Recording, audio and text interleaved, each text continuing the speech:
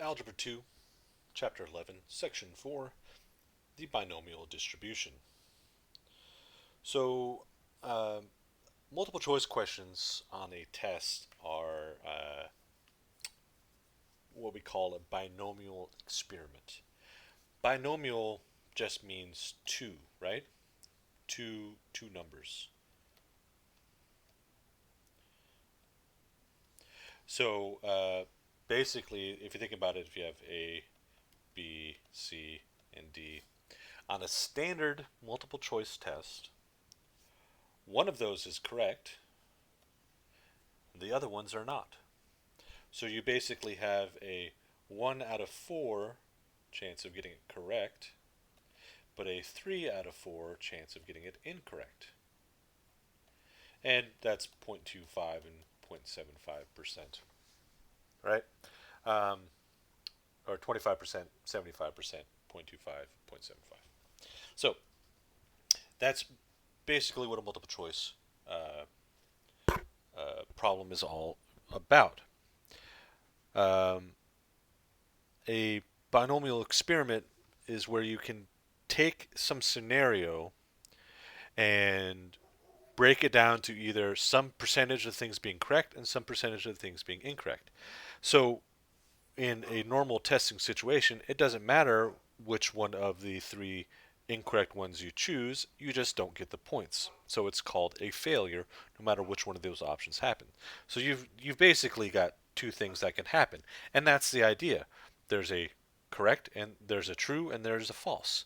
There's a positive outcome, there's a negative outcome. That's like the whole idea of the binomial. There's two things that can happen, one good, one bad, basically. Um, the other thing that's important about a binomial distribution is there's a fixed number of independent trials. We call that n. And you can think of that as like how many questions are on the test. Okay. Is it a 5 question test? Is it a 10 question test? Is it a 30 question test? What's the probability? Um, there's only two possible outcomes, success or failure. They could have different possibilities. So, but we usually start with looking at the probability of success. So success in this case is 0.25.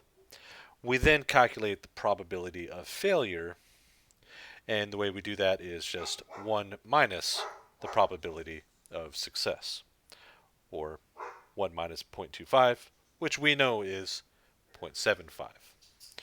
Um, the random variable x is the number of successes, so we're going to call that the number of successes in the trial. And we're basically looking for the chances of it. So, like, what are the chances that you get 4 out of 5 correct on a 5 question multiple choice quiz like this? That's the whole idea. Is like, what's the likelihood of that happening? So, um, but it doesn't have to just be like multiple choice tests. A lot of things can be reduced down to binomial experiments. Even something as simple as like a COVID vaccination. Did you get COVID after the vaccination or did you not? I mean, that's the most basic way to looking at it. They of course use much more complex models and things for real stuff, but you could break it down into that very simply. Did you get it or did you not get it? Right? Okay. Example 1, we're going to identify a binomial experiment. Determine whether each experiment is a binomial experiment or can be reduced to a binomial experiment.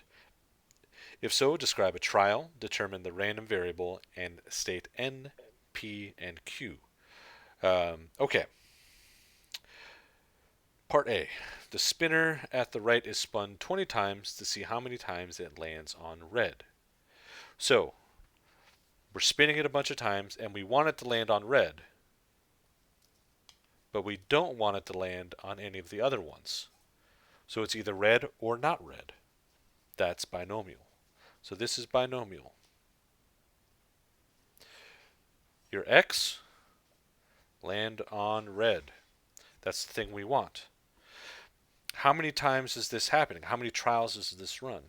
Well, you can see here it's spun 20 times. So n is going to equal 20. What's the probability? Well, there's four things. One of them is the red, and that's what we want. So we'd say that's 1 out of 4, or 0.25. So the probability of success would be 0.25.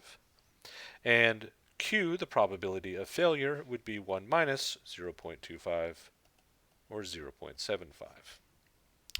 So yes, we could turn this into a binomial experiment. It's actually exactly the same as a 20-question quiz with 4-part multiple choice.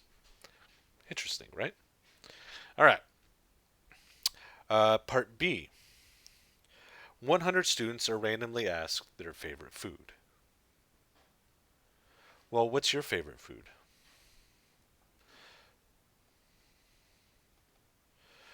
Most of the time, mine's burritos. But I mean, you could have said pizza.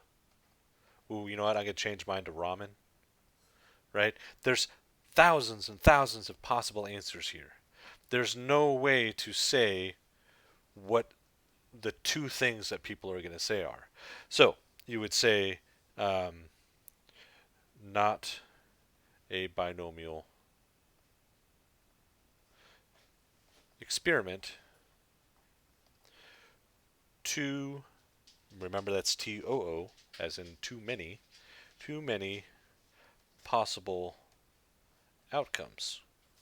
There can only be two possible outcomes in a binomial experiment, and here there's as many as there are kinds of people in the world, right?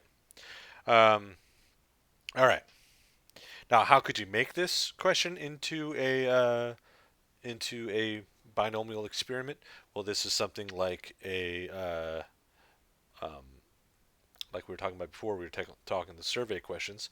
It could be a simple thing of limiting it down. Maybe you are opening up a pizza place.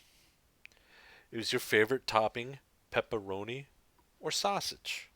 And now you've got a binomial experiment, right? Um, or you could say like, do you prefer plain cheese pizza or not plain cheese pizza? And now you've got two possibilities, right?